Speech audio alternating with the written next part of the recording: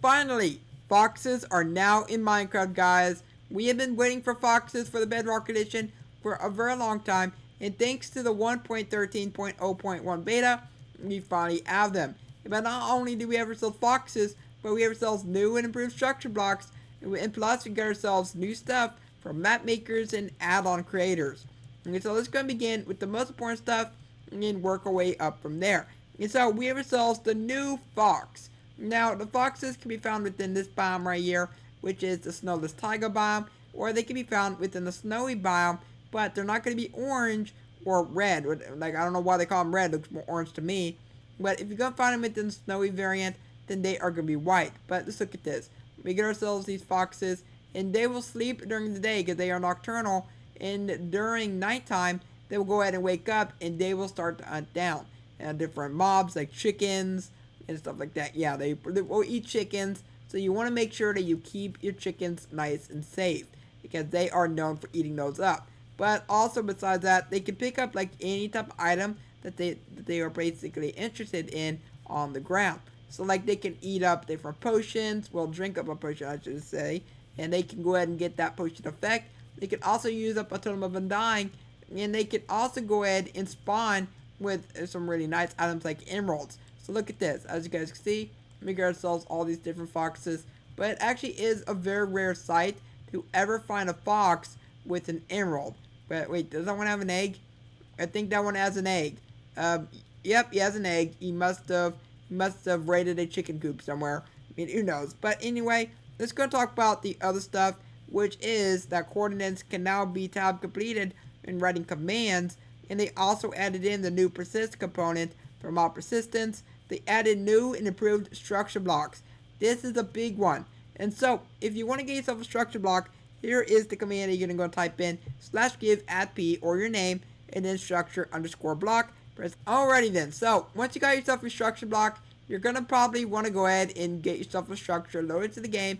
And while loading it into the game, it's actually quite easy. So, right over here, I got myself a little test house. So, you have to play around with some values as well to get this just the way that you want. But as you guys can see, we get ourselves a preview, and right over here, we need to go ahead and change the size of our structure. And so we can go ahead and make the bounding box 10 by 10 by 10 if you really wanted to, which matter of fact, I'm going to go ahead and do that. So 10 by 10 by 10. So after you've done that, then we should actually see our structure a little bit bigger right there, which is pretty great. So whenever you're ready, you can go ahead and click on save, and the structure is now going to be saved. And so this is where you're going to go ahead and change the name of the structure. So whenever you go and name these structures, oh look at that, it shows a little fox right there. Yeah, but anyway, if you go ahead and name this wherever you want, whenever you're loading in the structure, that's the same exact name that you're going to go ahead and type in. You don't have to type in my structure. Okay, you can just go ahead and type in the name right after that, which is pretty nice. So going down here, we have ourselves the include entities. So like let's say there's a villager in there, which matter of fact, I'm going to go ahead and grab myself just a mob, and it's going to go and place it right outside of there. So there we go. And whenever you go ahead and click on save this time, the fox is still going to be in there whenever you go and load it in, which is pretty great. We can also go ahead and remove the blocks, and only the entity is going to be included. So if you want to go ahead and copy a whole mass of mobs, then this is going to be a way that you can do that, which is pretty cool. So he's actually sitting right there, which is pretty nice. So then go down here, you can save in memory or save the disk. I really don't know what the difference is, so you have to play around with that one. You can even go ahead and toggle on or off the bounding box, but I'm going to go ahead and click on save. Now whenever you click on export, we're going to be able to save this wherever we want on our computer. So I'm just going to go ahead and back out, and I'm going to go ahead and go to another location that we may want to go and spawn in the structure at. So I was playing around with the structure block earlier. So I think this might be a really good spot. So I'm going to go and come over here. I'm going to go ahead and change this to load. And I'm just going to go ahead and name this the same exact name that we had before. As I mentioned earlier, you do not have to include the part behind that. You're just going to do that, and it's going to go ahead and auto-complete that itself. So after that, we have ourselves the seed, we have ourselves the integrity, and we have ourselves the rotation, and we even have ourselves mirror. And then we have bounding box again. So anyway, just go play around with that one if you want to. But if you really want to, you can go ahead and change the angle of this. But I'm just going to go ahead and keep this as 0. and I'm going to go ahead and click on load. And now, after I go back over here is our structure. It has been automatically put inside here from the structure block, which is pretty great. But going inside of here, we got ourselves our fox, and that's all there is to the structure block. It's one of my... Now, for the changes of this beta, they added in a message that informs players whether a marketplace pack is compatible with their version of Minecraft, specifically if it includes blocks from a newer version.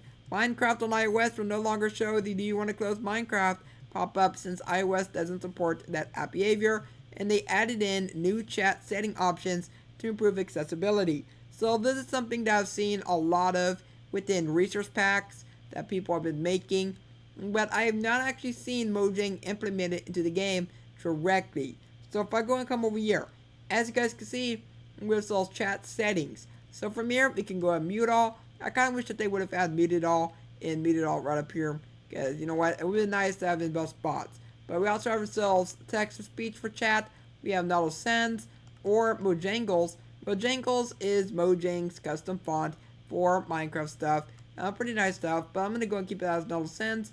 And we can go ahead and choose the size of this. So look how big that is. That's pretty big. We can also go choose the line spacing, so we can have it be really far out the way to 10, or keep it at 1. We can also change the color of the chat, so we can have it be red, light purple, gold, yellow, aqua, green, or white. And also, if I go ahead and close out of there, we have ourselves my mentions. So whenever someone mentions your name, then that's going to pop up as red. It's like, it'll be either like purple or well, it could be like any color that you want to be on here. But I think it'd be really cool if Mojang were to make it to where you can introduce your own fonts, or if Mojang puts in their own fonts later on down the road, like just more fonts.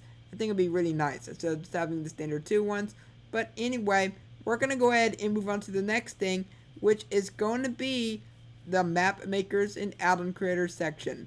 So new data-driven items. They added in shake animation to data-driven arrow, data-driven actor push logic and behavior, and breaking item particles are now data-driven, implemented data-driven environment damage, data-driven sparkler particles, data-driven guardian/elder guardian animation and rendering, fixed unparented geometry on pre-1.8 guardians, elder guardian spike animation. They added in new feature rule data that implements existing biome decoration through JSON.